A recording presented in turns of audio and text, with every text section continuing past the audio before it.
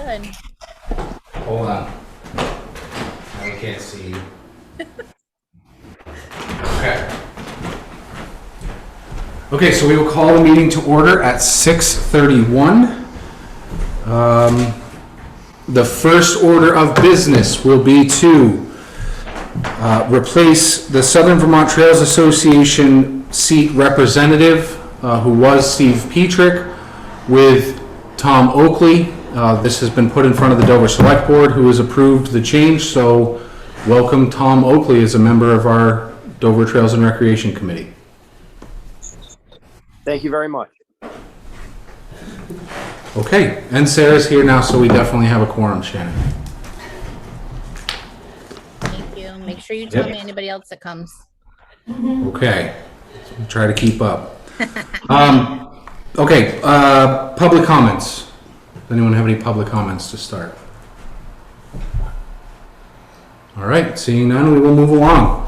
Additions or changes to the agenda. We do have one change to the agenda. We did already approve the July 13th minutes, so we don't have to do that at this particular meeting. So, moving right along, we will approve the minutes from the August 10th regular meeting and the August 16th special meeting. So, at the August 10th meeting, we had Sarah, Paul, Patricia, Kristen, and Steve. Do we have a motion to approve those minutes from one of you? So moved. Sarah moves. Second? Second. All in favor? Aye. Okay. Second, Paul Fisher. Thank you. And then the August 16th special meeting was Sarah, Paul, Mike, Kristen, and Allison. Can I have a motion to approve the August 16th minutes? So moved. Sarah moves. Second? Second. Second, Paul. All in favor? Aye. Okay. All set with that.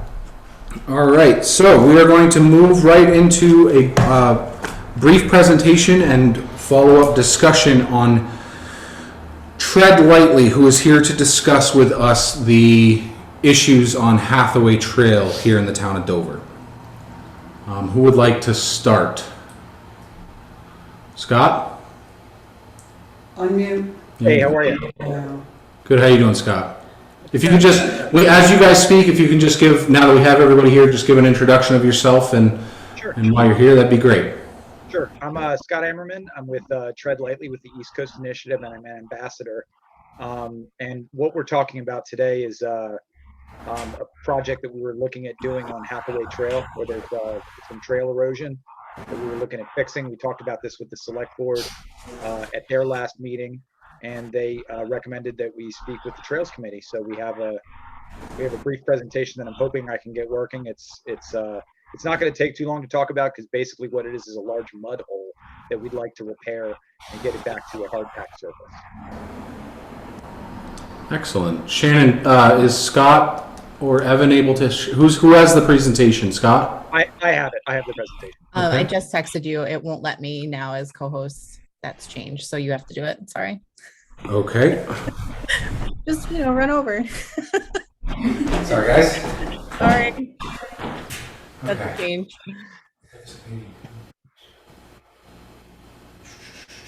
I'm looking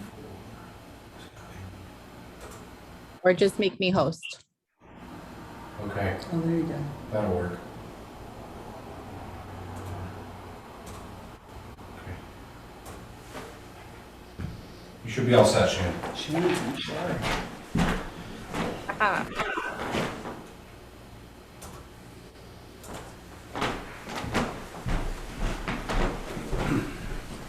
So, who has the presentation? I'm sorry. Scott Ammerman.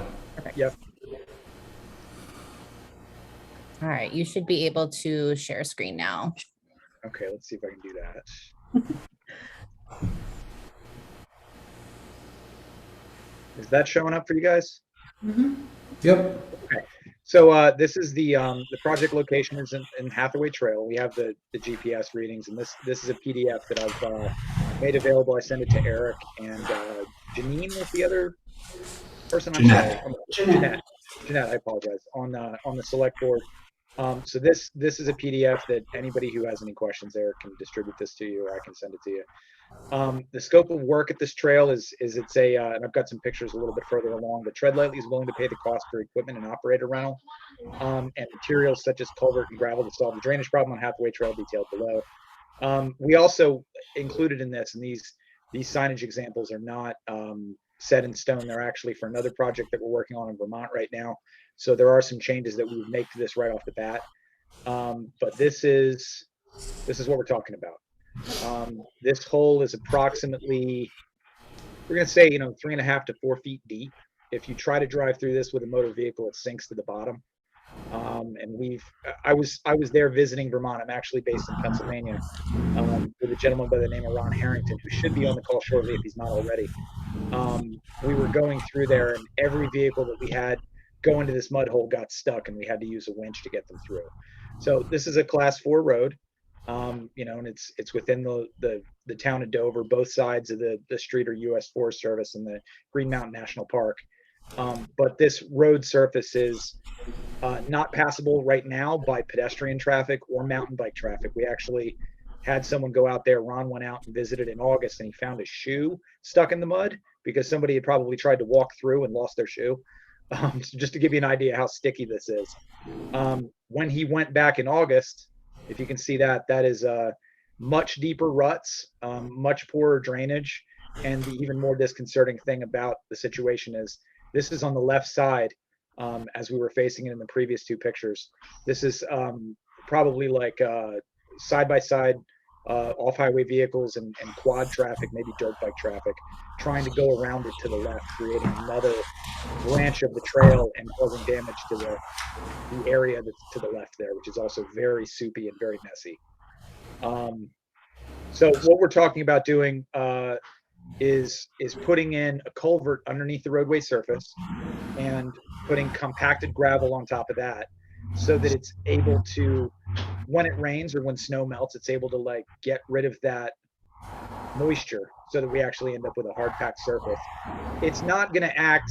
I know there was some concern in the select board meeting that this was potentially acting as a speed deterrent. I don't think that's the issue here at all. This is not, the part before and after this trail is not something where people are going to be at a high rate of speed in a motorized vehicle in the summer. It's a very rocky trail. This right here is more just for any type of shared use. This is creating a problem, and vehicles that aren't getting stuck there now will be getting stuck there in the spring. It's going to be even worse than it is now. These are the signs that we were talking about putting up. This is to encourage more appropriate use of it. I know that nobody wants anybody leaving trash on the trails. That's obvious. But things like going through at a reasonable speed, not causing problems with any landowners in the area, or any people that are just out there trying to enjoy the trail, going on a hike, going on a mountain bike ride. This is the tread principles, which are part of Tread Lightly, and Evan can clue you in a little bit more about what Tread Lightly stands for, if he has a few moments afterwards. This is a sign that we've been using in Dorset. There's a cave access situation that we're using these for. This is the other one, and these are the all the tenets of Tread Lightly. Essentially, these are the principles that we use. TREAD is actually an acronym. So it's travel responsibly, respect the rights of others, educate yourself, avoid sensitive areas, and do your part. So what we're trying to do, in addition to fixing this hole to make it a little bit more able to be traversed safely, we're also talking about educating anybody that does happen to go down this trail that responsible behavior has to be adhered to, because this is a resource that can absolutely be lost.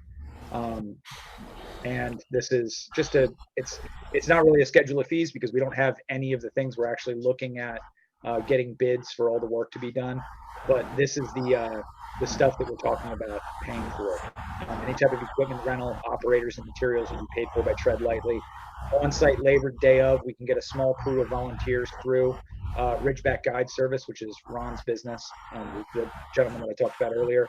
And Go Fox Adventures is my company. We have a few people that would be willing to help out. And then the signage and the total costs obviously would be filled in after we get a little bit more information. We didn't want to get too deep into this until the select board approved it, because it doesn't make a whole lot of sense for me to get bids that would take me about 9 hours to compile if the project isn't going to go through. But we wanted to show that Tread Lightly is committed to actually earmarking these funds for this project to be completed. Based on scheduling, it may not be something that we can get done until the spring. We'd be running it really tight. If we got approval, in the next 2 weeks, it'd be really hard to get it done before the snow starts falling. But either way, that needs to happen. Evan, would you like to say a couple things about this? Yeah, hey guys, once again, this is Evan with Tread Lightly here at the headquarters. So I'm the National Education and Stewardship Program Manager for Tread Lightly, and Tread Lightly is a nonprofit that works to protect and preserve public land access to motorized recreation specifically all across the country. So we've been doing this for over 30 years. I've been on Tread Lightly staff for about 10 years.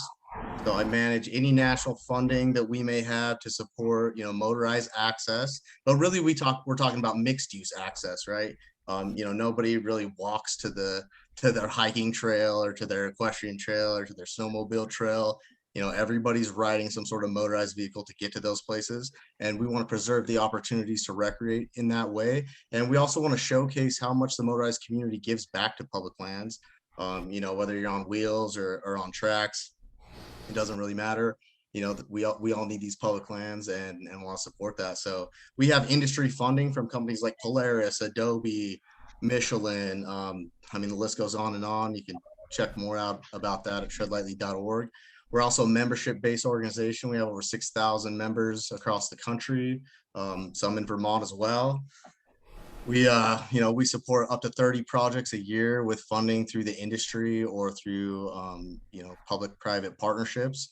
So currently we have a partner in the Manchester Ranger District, which is where this is all at. Martina Barnes, the Ranger District there. So she's worked with Tread Lightly a number of times on projects all over the country. She's currently the district ranger. And we have signage up, it's Stafford Stream Trailhead. That's Forest Road 273. If you folks are out in the field and want to go see kind of what a Tread Lightly kiosk might look like, you can go see that in your own backyard.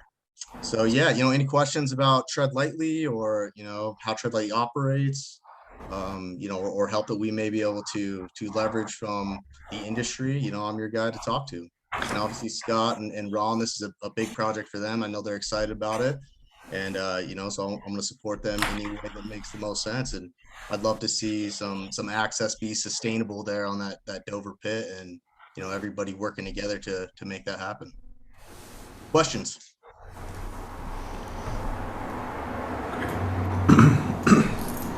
So we have some that were discussed prior to the meeting.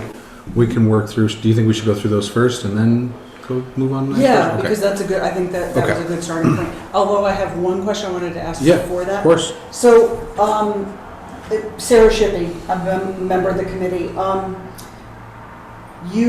How is it that you discovered this mud bog? Like, how is it that you guys came to be on Hathaway Trail and found that we had this problem? Actually, so yeah, go ahead, Scott. Sorry. Better. So hold on, just a reminder to everybody, wait till you're recognized by me as the moderator before you speak. So I had Scott first. So what the reason I found that I was actually out there in June on a commercially guided trip through Ridgeback Guide Services with Ron Harrington, who is, I did go through all the participants and he is on the call if you have any specific questions for him. We were on the trail, on Hathaway Trail and saw the pit and saw how bad the trail erosion was. I was visiting as a guest on his trip. He had some other people that were there that were paid participants of it. He runs a few trips through that area a year. All of the trip sizes are kept to a reasonable amount, like less than 8 to 10 people at the absolute most. So I know that there are some problems with overuse on some of the class 4 roads in some sections of Vermont.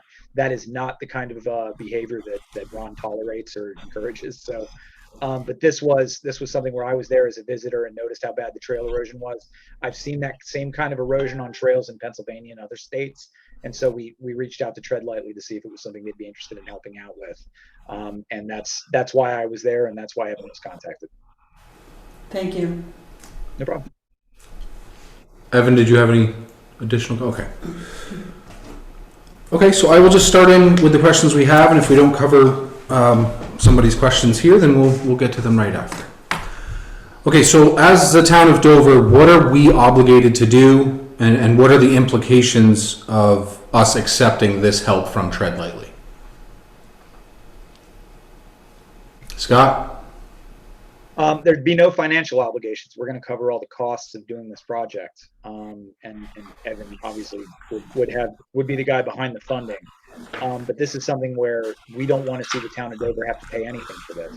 I have been trying to reach out to Travis in the highways department. I haven't quite linked up with him yet to get some ideas for vendors that we could use to get this stuff handled. But it wouldn't be something where we would be relying on town funding or anything coming out of your budget. This is something that would be paid for in full by Tread Lightly, and any volunteer costs would be absorbed by either Tread Lightly or my business or Ron's business. So this isn't anything that we're asking for in return. We'd like to put those signs up to encourage the behavior and spread awareness for Tread Lightly. But other than that, there's no financial obligation to the town of Dover. So the next question is actually twofold. Where and how would this work be marketed, and what's the extent of the social media promotion of the completed project? Great question. So Tread Lightly's business is to tell the story about, public land users and recreators giving back to those places.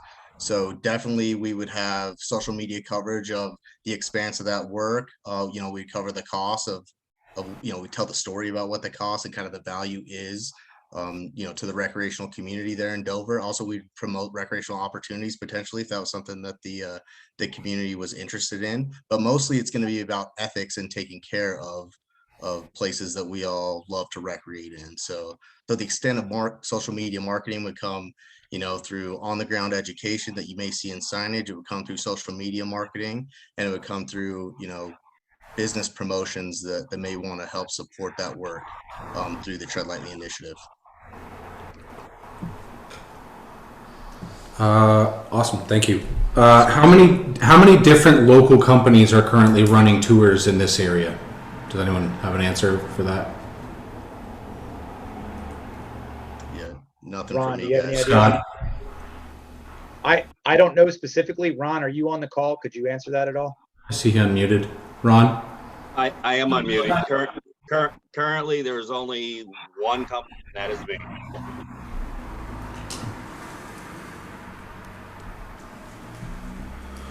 Okay, is Tread Lightly generating any revenue as a result of this work?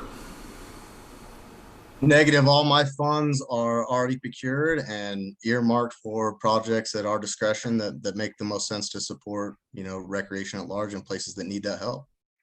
So we will not be fundraising based off of this project in any capacity. The funding's already there.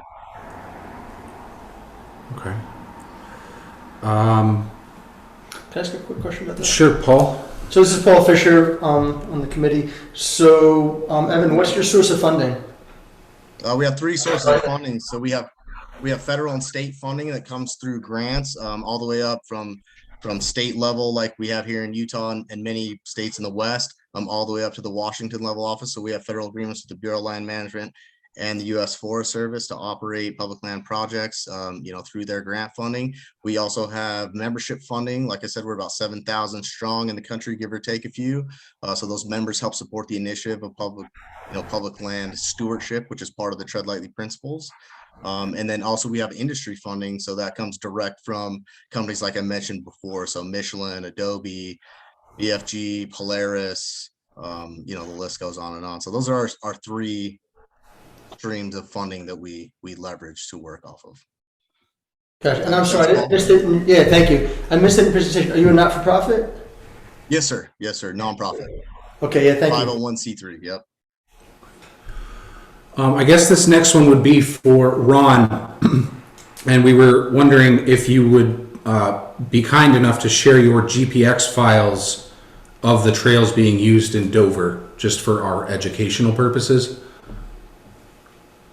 They are the town class 4 roads. I use no other trail but the town class 4 roads, which are on your town class map. Are we class? Your road map. That's okay, he means trails. Oh, okay, okay, He means town trails. Okay. We can clarify that for him, that might be useful to him. They're not town trails. They are classified in the state as class 4 roads, which is an unmaintained, a discontinued, and illegal trail road on your town highway maps. Okay, I got it right here. Says Okay. legal trail on it. okay, Legal trail is one of the terms that they use. They're all class 4 roads, unmaintained roads on the state highway as ancient roads. We'll have to agree to disagree on that, Ron. A U or a D. U is unmaintained, D is discontinued, and LT is legal trail. They're all still class 4 roads, legal to be driven by a green plated vehicle. okay. What are the expectations from Tread Lightly regarding access to the property if this project is permitted? This is Evan. Hey, I'd just love to see mixed use recreation have sustainable opportunities to recreate around the town of Dover and, in the public lands that are accessible through the town's, trail system and or road system. Okay. Moving on. So the town of Dover recently has had discussions about closing this type of trail during different parts of the season to try to help with some of these issues. What if we do decide to close this trail during different parts of the season? Scott? That's like if it's a weather-based thing and it's closed because of preserving the trail surface, we have no issue with that. That's fine as long as it's marked so that people don't end up getting stuck back there and things like that. A seasonal closure is totally something that we've worked with in different places. There's mountain passes in all sorts of different states that aren't open at certain times. And if it's a situation where snow melt is important and allowing the drainage to happen and allowing the trail surface to firm up, that's absolutely something that should happen. 100%. Yep. Okay, thank you. Is there a limit to the amount of tours being run on the trail? I guess that's for Ron. Absolutely. I use different trails in every single town in the state of Vermont, and I don't use them more than once or twice each year. I also don't just use Vermont. I do tours in New Hampshire, and I'm also a registered guide in the state of Maine. Thank you, Ron. So I guess our next question is, what happens with maintenance year over year? So is there any ongoing commitment to long-term trail maintenance with expanded traffic after the work is done? So what we're thinking, right, is we allow you guys to come in to fix this spot, but if that expands the amount of, between the social media marketing and the, hey, look what we did, brings that many more people in, that could end up costing us more than this project costs, as we move on. And so I guess our, what happens with the maintenance of the trail over time? This is Evan. We definitely would support sustainable access and recreation. That's another piece of the projects that we work on nationally. Obviously we want to have a good foundation to be working off of. So I think fixing that drainage problem and, giving folks access to public lands just makes sense. I think there's a lot of stakeholders involved in taking care of a place like that. And I think the local community would definitely be willing to help leverage some opportunities to support. I know Ron and Scott are going to be out there every year and, have maybe a vested interest in supporting, access there and maintenance. So, we will definitely take care of whatever project maintenance that we can yearly, within reason, and obviously would leverage other partners to support that. I see Ron has his hand up. Ron? Those trails change all the time, and I monitor trails everywhere, all over the state for erosion. The waterway problem that's in Dover. I've known that for over 3 years, and just constantly keeps getting worse and worse and worse. So I'm constantly seeing trails, monitoring trails, and seeing from other locals that are around the area where they've been, where some places I may not have been. They're giving me updates on, rainfall, if trails have been getting washed out, if a bad section is worse than others. So I'm constantly out there monitoring it. So we would know if there was an issue right away.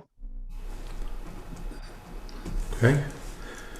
Have any of your groups been in contact with other landowners who may be impacted? So Hathaway Trail, although owned by the town of Dover, actually sits on United States Forest Service land. And that's just one of the examples.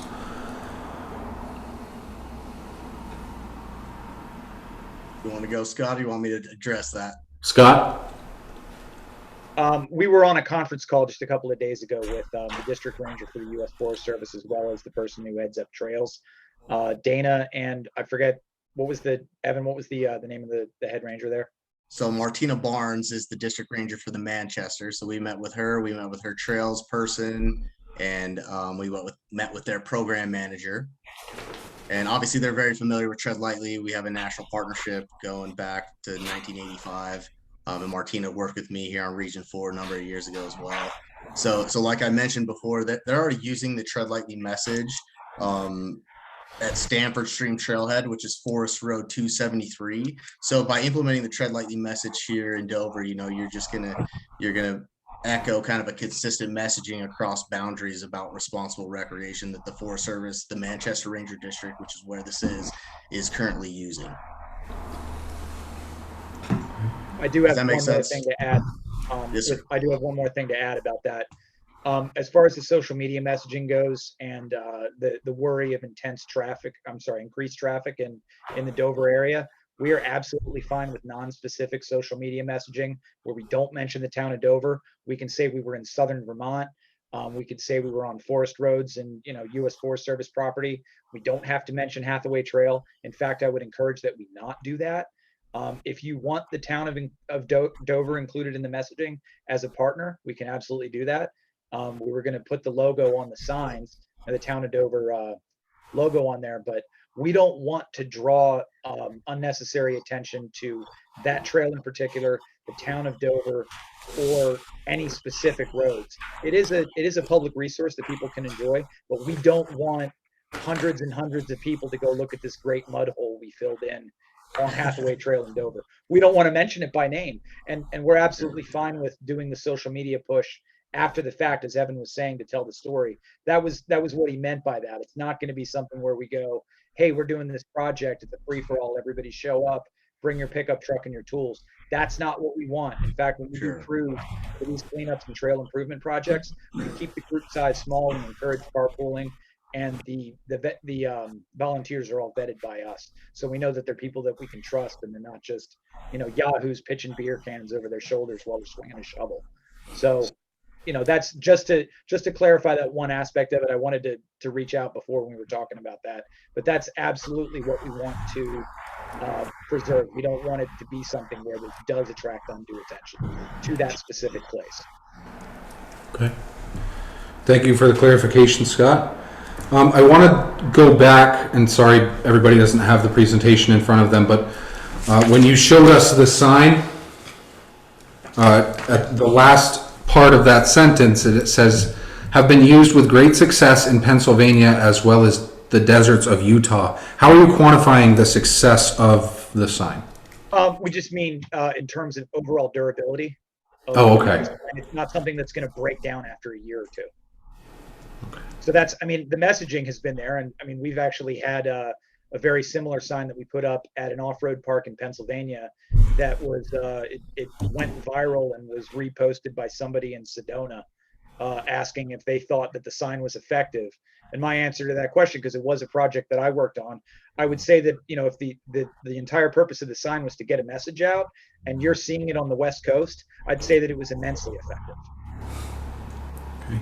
And if I could just address that also, if the committee's interested in any type of qualitative or quantitative metrics on, signage that we put out in, number of basically all 9 of the Forest Service regions in the United States. We can definitely talk about numbers and, impact, for trails, miles of trails impacted by certain projects. All that data is available through treadlight.org. And obviously you guys can reach out for me for any of those specifics. I'd love to chat about it. Okay. So I think the last set of questions, again, it's a twofer that I have before we open it up, is that trail leads to a singular bridge, which is a snowmobile bridge. It's not a vehicle bridge. It's not obviously built to handle vehicles. So I guess, we fill in this mud hole to get them up to this bridge. Are we then dealing with, brook crossings from there on out? I would like to direct that to Ron if he's still on. He is? The bridge is there that you bring up to already has a go around on it, which is legal for U.S. Forest Service Class 4 roads that has a snowmobile bridge that does not carry the weight of a truck. It's well established. I'm sure it was there probably before the last 3 snowmobile bridges were there. Okay, that's the end of my list of questions. I will open it up. Does anyone have questions for Evan, Scott, or Ron? Paul. I'll go. Paul Fisher again. I'm the representative from the Deerfield Valley Sump Jumpers, which is a local snowmobile club. I hold that seat on this committee. And going back to a question about the trails that you guys run on or do tours on, just wanted to explain the background for that. So we asked for a GPX file. It doesn't have to be that, but we were wondering about that just to make sure that we see exactly where the tours are going, to know what landowners are being covered. So the trail generally either goes through Dover town property or right of way through the National Forest. But we'd just like to see where it goes to make sure that that's definitely the case. Or have you already covered that and you've specifically checked all the land ownership wherever you tread? I do check land ownership wherever I go, and the Class 4 is a right of way through most private property if it is private property, and it is disclosed when the property owner buys the property that there is a public right of way through their property. There's some Class 4 roads that go through certain properties in northern Vermont. I haven't found many in southern Vermont that sometimes it goes through either a section of field or a section where the farmer has animals or has his section of boundary blocked, and there's always a passive gate there. And if there is, we always open them and close them as we come and go. Obviously they know that those gates need to be passive if it's a right of way to go through. Gotcha. Thank you. Yeah, sorry, go ahead. No, that's it. Thanks. So this may be difficult just in audio format. Can you describe where you go, just so we understand? You go up. There's the road Hathaway Trail where there's a couple of houses, and it becomes the trail Hathaway Trail, and then can you describe where you take vehicles from there?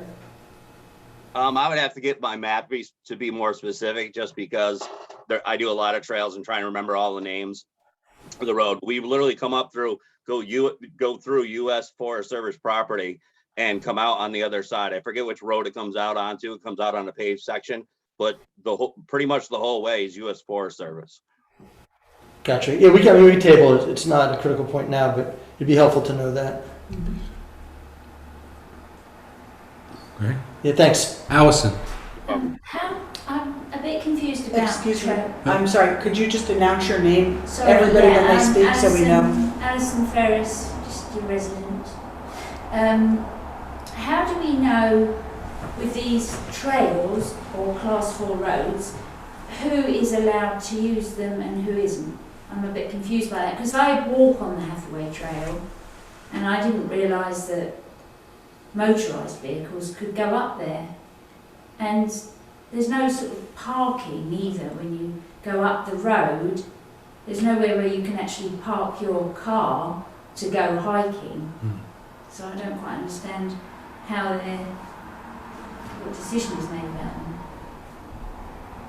Does anyone know that? I think that's Andy. So Allison, you're wondering, I'm sorry, my name is Andy McLean. I'm a interested user of trails in Dover and also the town clerk. And Allison, you're wondering, how do you know which trails are town rights of way, more or less? And what uses? What uses? Yeah. So basically, town trails are open to registered motor vehicles. So you can take, these guys are doing doing a legal, running legal tours, right? They get to do that on rights of way in the town of Dover, as far as I know. Now, ATVs, my understanding is the unregistered vehicles, the dirt bikes and ATVs and side-by-sides that you see out there, in order for that to be legal in Vermont, the select board would have to open those town trails to those vehicles and post those trails as such. And we haven't done that. Enforcement is very difficult, right? When you're talking about these trails, these vehicles are made to get around whatever you put in their way. And if you go out in the national forest, when there is a gate, not so much these guys who are in Jeeps and trucks, they're not going to get around the barriers they put up. But the ATVs, there's generally an ATV trail around the barrier. It's hard to, it winds up being that without enforcement, you wind up having a lot of vehicles on there that aren't necessarily legal, and yet, the enforcement is the issue. So it's almost as though without enforcing, we're sort of turning a blind eye to the ATV use at this point. So you'll see them out there as well, and there's not a heck of a lot you can do about it. But non-motorized uses are allowed. Snowmobiles are allowed. We open the trails to snowmobiles. The select board does that.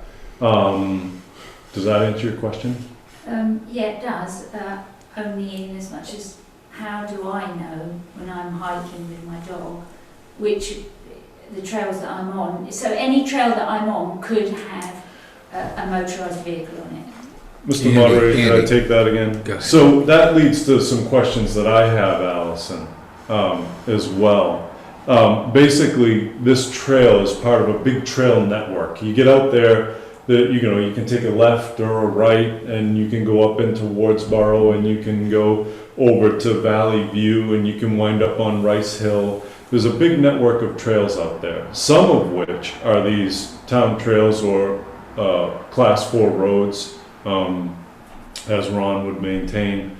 But those are town rights of way. Many of these trails are not. Many of these trails are, trails through national forest, which have not been approved by the national forest. I believe the national forest is working with the snowmobile club on some of these trails to get them approved. They're just historic legacy trails that have been used for many years, and the Forest Service wants them to be legal. They're not technically legal now, but they're working towards that for snowmobiles. If you're on a ATV or in a Jeep, you might not know that. It sounds like these folks are incredibly respectful and incredibly aware of land ownership and rights of way. That's not the case for all these guys and girls. But these folks are the exception. And that leads to another thing I wanted to say, if I might, Mr. Moderator. Absolutely. I commend you folks for coming to the town, for taking responsibility, and for offering to do this. That's awesome. And I believe that you should have a place in Dover to pursue your hobby. I really do. I take my Tacoma up there. I haven't gone through the mud pit, it scares me, but I commend you for being responsible and proactive. You're the kinds of people we want out on these trails. As a town, I think you've raised an issue. I'm not so much concerned with this mud hole and your offer to help as with your bringing to our attention the fact that this isn't a couple of local kids. This has grown to something which attracts tourists from other states. It's something which generates, revenue for a local company like Ron's. The usage seems to be growing from, anecdotally, people out on the trails. And just the fact that you want to offer this sort of has spurred some interest in Dover in looking at how to move forward with a comprehensive idea of what we want to see on Dover's trails out there. And I think you guys need to be part of that conversation. I might not be in favor of you guys doing this project, at least not in the immediate future. until the town decides how they want these trails to be used and what we can and cannot do as far as regulating that. But I want you to be part of the conversation because I believe you need a place in Dover, and you're the folks I want to talk to about that. That's the reason we asked for GPX files. I think that part of the explosion in usage has to do with enthusiasts on the internet sharing GPX files amongst themselves.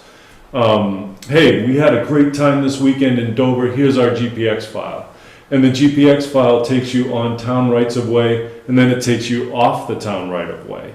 If you go over the hill into Wardsboro from this mud hole, you're not on a town right of way. You know, it's not on the map. If you go up to the town forest, you're not on a town right of way. You're on an illegal trail in the national forest, and that's being done by vehicles like yours. So how do we provide a place for you who are responsible to enjoy these trails without encouraging others to go where we'd rather they didn't? And how do we regulate that? How do we deal with the explosion in usage? That's a question I would have. Scott's got his hand up, so you can Okay. address it if you like, Scott, and then Scott, I'll go take a ahead. stab at it. Scott, go ahead. Hey. So this sort of dovetails with what Andy was talking about. I think that there's two things we're being referred to in the the all-encompassing we thing. As recreationists, obviously, we were there in Jeeps, but I think that because he does want us to be a part of the conversation, this is something where education and the awareness that we're talking about, especially with the TREAD principles, is something that should be included in the plan simply because it encourages responsible behavior. We don't recommend anybody share GPX files, and I understand Ron's reluctance to share them because he does not export them because this is his profession. He can, if you want the file itself, or if you want the list of trails that he's using within Dover, I'm sure he'd be happy to supply that. It's just not something that, as an individual file, he has something that he would give out, because people that travel with the ethics that we have as recreationists don't do that. And there are irresponsible people that would share those coordinates and things like that. We've already talked, I forget the name of the trail already that you just mentioned, but that was one of the subjects of the conference call, where there are people that are venturing off trail into U.S. Forest Service lands. And we're working with the Forest Service in that district to try to also get some messaging there and keep unauthorized users out of there. Now, if you do decide that you don't want non-registered recreational vehicles like UTVs and quads and dirt bikes on those trails, with the exception, obviously, of the snowmobiles in the winter, and you want that messaging included in the sign, that's also something that we can help with. And our public outreach in terms of that, like I said, we would use non-specific marketing unless you indicated otherwise.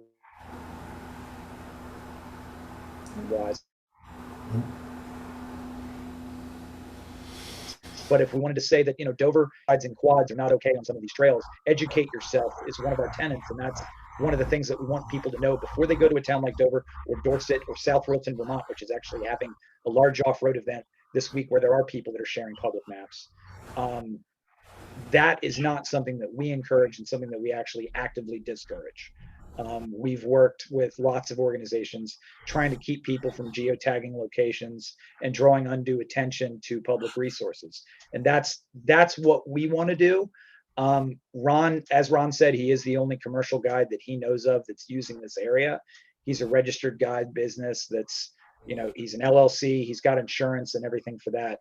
But there are people that are not visiting as part of a guided trail ride. There are people, like you said, that might have found out about the location or the trail, or even looked at town maps and figured out where they thought a public right of way was, and they can go into a certain place and end up getting in trouble because they read the map wrong or didn't know what they were doing. That's the kind of messaging that we like to include in our signs, to let people know that it's your responsibility to figure out where you're going, whether it's legal. And that's the big push towards education that we have. And this may be something, as I said earlier, this may be something that the town of Dover isn't ready for just yet. It may be a conversation that you want to table until next year. We're welcome to do that. Like, I didn't get further into the project management aspect and the getting bids together and filling in that table, because we don't have any approval on it. If you guys want to talk about this in future Trails Committee meetings and select board meetings, and reach out to us later, once you have an idea of what you'd like to do, if you want to get a comprehensive plan in there, if you want us to sit down with you and help you devise a comprehensive plan, we're more than willing to do that. This one mud hole is a small concern when taking into account all the other stuff that we're doing in Vermont right now. So we're trying to get a very broad message out in a large area. This is a symptom of an overall problem, but it's something that we're willing to help with. So in the future, if this is something that you would like to sit down with us or have, calls, or if the select board wants some more information about this, we're happy to provide it. We're not hung on this one hole. That's not what we're saying at all. If there's stuff that the stump jumpers need, for example, funding for fixing some bridges. I know lumber's gone up immensely in price in the last couple of years. If there's a stewardship grant that you guys would like to get for that kind of a thing, we could also help with that. Tread Lightly is going to be active in this region, and this is something that this one little project isn't the only thing we want to do. So if it's just education and signage and discussions with helping you guys get a comprehensive plan together, we are on board with that. And if I could go for just a moment. What was that, Evan? Do you mind if I just address that just a moment? Of course. Yeah, so, I heard a couple things there in, Andy, is that your name, gentleman in the red? Yes. Yes, sir. Yes, sir. About enforcement, being the key thing, and kind of about folks like Ron and Scott being the exception in ethical use, and as someone who works in this industry nationally, I would have to disagree with you there, sir. It's most people who are actually very ethical users of public lands and want to know, kind of like our lady just asked the question, how do I know whether, I'm on a trail that has motorized use or not? And many times what I see is that it's our land managers that don't really have a comprehensive idea of what travel management is going to be. And I think that's maybe where the town of Dorset is at right now, is you guys are kind of in the throes of what is travel management for us here. I'm sorry, Dover, I said Dorset. What does travel management look like for different types of recreation users, motorized, non-motorized, and how is that going to work for our town? And I think that's a great place for you guys to be in. And I want you guys to know that, Tread Lightly doesn't operate to sustain, guide services and trail projects. We work to operate mixed use recreation, ethics education, and we do that through stewardship projects. So that's all that we're offering here, and we want to support Dover in its use of ethical motorized recreation, in the way that makes the most sense for Dover. So, I think you guys maybe need to discuss that a little bit more. And, when you're ready to kind of move on with what travel management looks like in the town of Dover, then, we're a great resource for you guys to use. In the meantime, kind of like Scott alluded to, we have agreements with, every region of the U.S. Forest Service, and the Manchester Ranger District is currently using Tread Lightly messaging, on their MVM, which is the motorized use vehicle map. That's a great way to kind of see where motorized vehicles are allowed on our federal land. So for anyone who doesn't know that, that's a resource you should look into, and seeing how that interfaces with the Dover road system and trail system. And yeah, we'll be working with Manchester Ranger District on a number of projects, and hopefully we can interface with Dover at some point, and you guys let us know when that time is. Okay. Does anyone have any further questions for Evan or Scott? Paul? So again, Paul Fisher from the Stump Jumpers. I have a question about ongoing maintenance. So I don't want to sound unreceptive or ungrateful, because I'm neither. But I'm just wondering what the plan forward would be to ensure that this investment from Tread Lightly, and Ron, forgive me, I forget your organization's name, but how this investment would persist, for the longer term. Sure. Yeah. Let me address that real quick. So, one tactic that we use in a number of ranger districts and in regions across the country is to embed a stewardship and ethics field crew that would work out of the Manchester Ranger District to maintain interface lands for motorized recreation. We run a model like that in the Heber Camas Ranger District in Region 4, also in the Dixie National Forest here in Utah. There's one starting in Sedona, which is the Prescott National Forest, and the Coconino. You know, so we run programs like that where we have kind of good footing to support, you know, multiple projects and sustainable use in that area. And obviously that comes from, you know, interconnectivity with the land management and stakeholders that are into that. So, you know, in places that environment exists, then, you know, we can kind of grow what the maintenance and future projects looks like in those specific places. So Dover may be a place where the recipe is right to do that, so to speak. Yeah, thank you. No problem.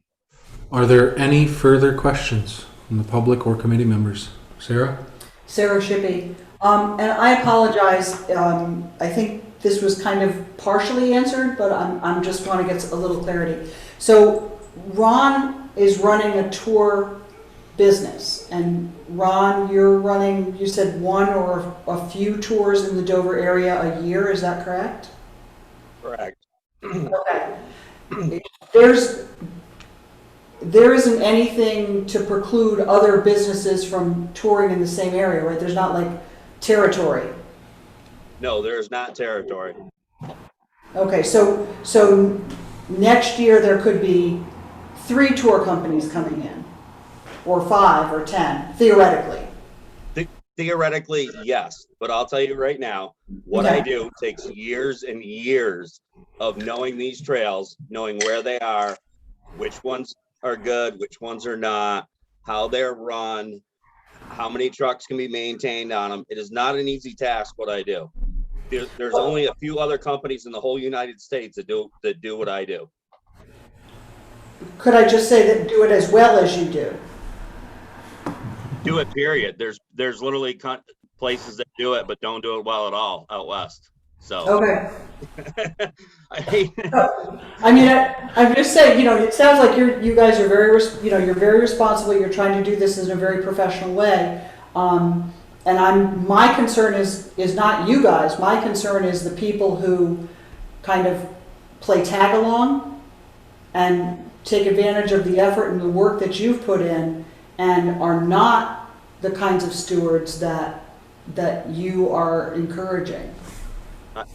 I understand that concern, and my clientele is anywhere from 35 to 65 years old with a median income of almost $100,000. Their vehicles have invested of over $50,000. These are not young kids. These are not types of people that want to trash lands or anything else. They hire me because they want to see these beautiful places without having to put in the effort themselves. To put in the effort, they would be having to spend more time than just a couple of days with me, and they would never even find or ever even see the trails that I know of and how to get them through and to see the beautiful places and the wonderful scenery that we do. We also spend a lot of time provisioning and camping in local places and injecting money into the economy. We go to farmers markets, you know, country stores. Wardsboro Country Store, every time we go into Wardsboro Country Store, is infused with at least $600 or $700 with extra sales for the day. So we're very beneficial as a tourism, and a lot of these people that are coming on their own with like Facebook groups and is with local guys that you know, have their own little clubs, and those are the kind of guys we want to deter from being out there and make sure that they see the signage and see the education that's actually going on, so they will stay on trails so that there is no issues. Thank you. Okay, so we're past our time. I'd like to thank Evan and Scott and Ron for joining us tonight.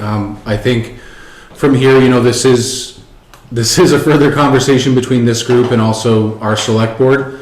But we appreciate the information that you provided with us and you know, kind of helping us through some of our questions and things like that. I think it's helped to ease some of the concerns. So we will definitely have a follow-up conversation on this topic, and we will be in touch. Excellent. Yeah, let us know if there's anything else you need in the meantime. Okay, thank you. Thanks, you. guys. Thank you, guys. Folks, have a nice Good night. You too. Okay. Moving on, we're gonna expedite this a little bit. So, the town of Dover, in partnership with SoVTA, myself, Steve, Petrick, Tara, Adams, and Tom, you were involved with the grant writing as well, correct? Yes. We submitted 2 grants that we covered in our August 16th meeting. One was to the VOREC grant. There's so many acronyms, and I apologize for not knowing them right off the top of my head. But so the VOREC grant was for roughly $300,000 to implement trails, both hiking and biking, as well as disc golf on Horace Hill, which was the conclusion we came to at our August 16th meeting. Shannon, any chance you can quickly share the preliminary map that was submitted with our letter of interest to that grant? All right, hold on. I have like 8 screens open. It doesn't like that. All right. Allison? As you're talking about Horace Hill, I'd just like to say that I lost my shoe in Horace Hill the other day. As he mentioned. If we Sounds like you find ended up on Hathaway Trail. if we find a shoe, then we know. I managed to dig it out. Oh, good. But I literally, my foot went in and it went, and my foot came out with no shoe on it. So that's literally part of this project would be to kind of shore up, especially and address some of the wetter areas down at the bottom, even with catwalks and The things shoe like that. grabbing. Right. So as you can see on the map, Shannon, thank you for zooming in. This represents it's single directional bike trails, multi-directional hiking trails, as well as 17 holes of disc golf, with the 18th hole being on Richard Kaplan's property at Dover Forge OMT. Keep in mind that this map was submitted with our initial letter of interest. So for both of these grants, we've submitted letters of interest. Once those letters have been reviewed, they will then decide whether or not we will be invited back to apply for the entire grant. So the work that the team did prior to this was to get that letter of interest together, the initial budgets, this initial map, so that we could at least provide them with the bird's eye view. And we're crossing our fingers. Obviously, I think it's the end of September, Tommy, that we are expecting to hear back whether or not we'll be invited to apply for the full grant. Keep in mind, as you look at this map or any map, until we actually get grants or put these things through in front of the select board, this is all Philosophical. yeah, it's not, well, it's more than philosophical. It's just know that any one of these trails could be shifted, especially when we start bringing in engineers to talk about how these things fit together. Any one of these trails could be moved or changed, and same with the disc golf course and things like that. So this is literally the preliminary map that was put together. Steve did the bulk of the mapping here, and I'd like to throw a shout out to Jeremy as well for helping with the placement of the disc golf equipment. So again, fingers crossed that we have an update on the full application for these grants coming up. The other grant that we applied for was the Ursa Grant. That one was closer to $30,000, and that money would be used up at the Dover Town Forest to expand the current parking lot. If anybody's been up there, it's definitely a tight squeeze, and we were up there in summer and it was a tight squeeze, so in winter I can only imagine how much tighter it gets.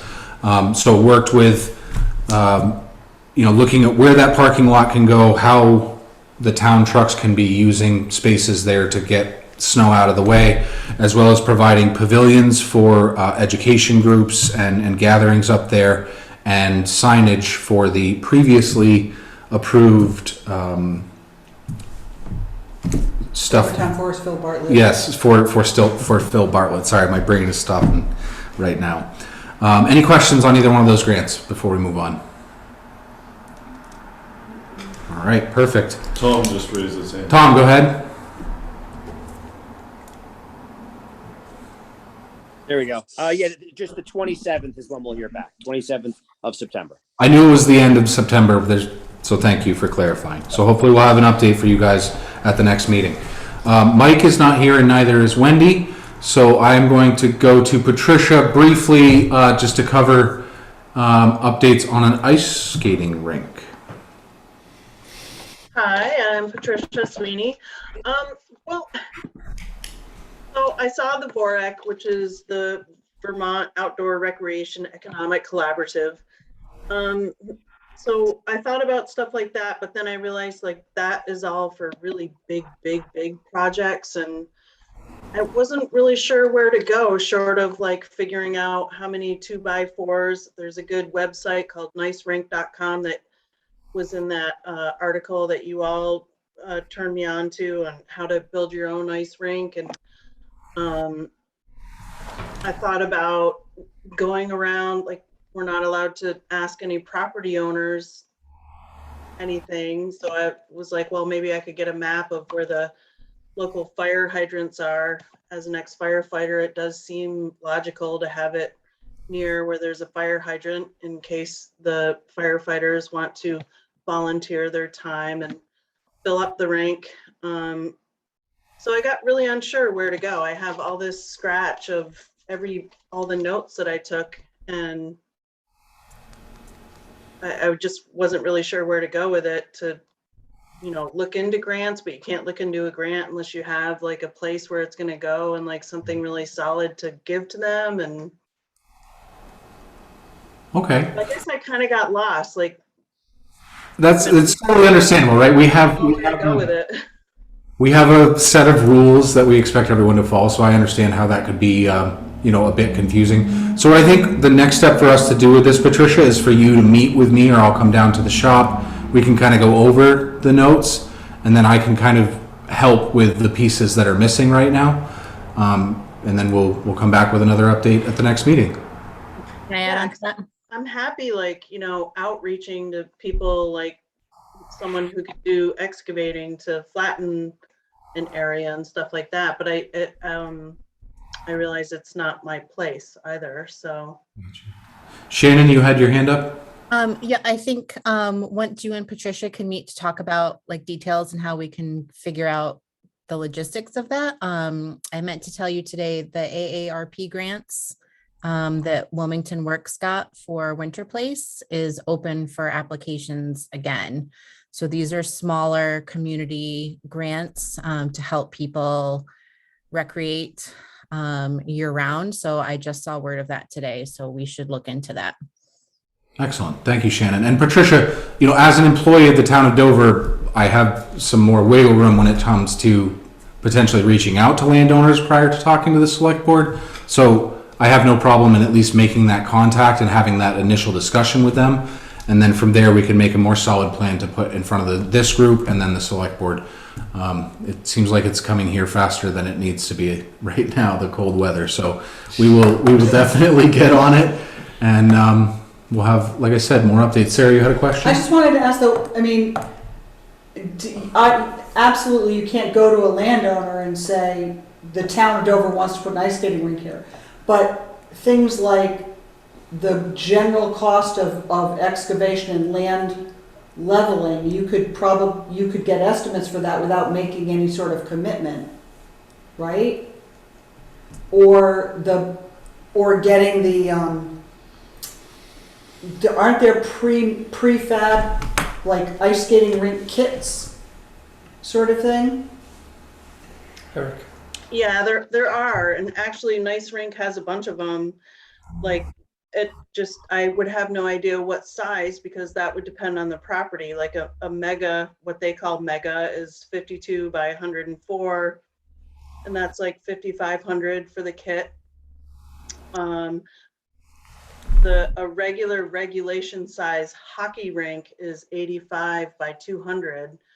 So this is like maybe half of that size. So it's, there's different sizes, and nicerink.com has things where people can put it together and you don't need the pressure treated 2x4s. And that's something else that I thought about. If it's something that people want to take apart at the end of the season, like say there's a open tennis court that you could put a rink on and then take it apart and use it for something else in the summer. There's that option instead of having like a permanent pressure treated this is the ice rink, but it has no use in the summer kind of thing. Gotcha. And those rinks are reusable, the nice rinks you're talking about? Yeah, it depends on if the liner, you might have to buy a new liner, but if you have the outside part looks like it's just stuff kind of plasticky that you put together, Okay. and then you put the liner around it. And Awesome. Well, Patricia, thank you for doing the work that you did. Like I said, I'm happy to meet with you and we can kind of take it to the next step. Maybe talk to some potential spaces for this type of thing. And then from there, we can get together a size, budget, put it back in front of the group and then ultimately in front of the select board. Kristen, you had a question. Yeah, and Patricia, you were saying like taking it down at the end of the season. It could be something where, maybe we get somebody in to pave it and it becomes, roller skating or some other, summer purpose. So wouldn't be dead. Roller derby. Awesome. If there are no further questions at this time, then I would accept a motion to adjourn. Motion to adjourn. motion, I second. Patricia, who motioned? Patricia? I did. Patricia seconded. Okay. We're well. Perfect. Thank you all for being here. Like I said, just a reminder, if there's anything you'd like to see on the next agenda, make sure you get us that. Typically the Tuesday before is very helpful for us. But other than that, if anyone has any questions in the meantime, reach out to us. And if not, I will see you next month. Point of order, Mr. Moderator? Right, Yes? everybody? You want to vote to adjourn? You got a motion. You actually and a don't second. have to. I don't No. want this to go on forever. No, you actually don't have to vote to. Really? Yes. Oh, Sarah. I learned that. I thought we Really? needed, I thought we had to have a motion. and a second. and a second. will To, only for adjournment, you can have a motion in a second. Today. There you go. Thank you. Thank I you. have I think learned we that should that is extend a this great meeting. We way can to debate end about whether it's an over or endless not. meeting. Ah, All it takes is two people to end the meeting. Awesome. In the middle of a conversation. Right, yeah, believe me, I was in like a 7-hour meeting one day and we were just like, motion to adjourn. Because people start rambling, you start going. Right. Night. everybody. Shannon, do you want to stop recording? That'd be. Stop Incriminating. recording. So Andy, I want Yo. to ask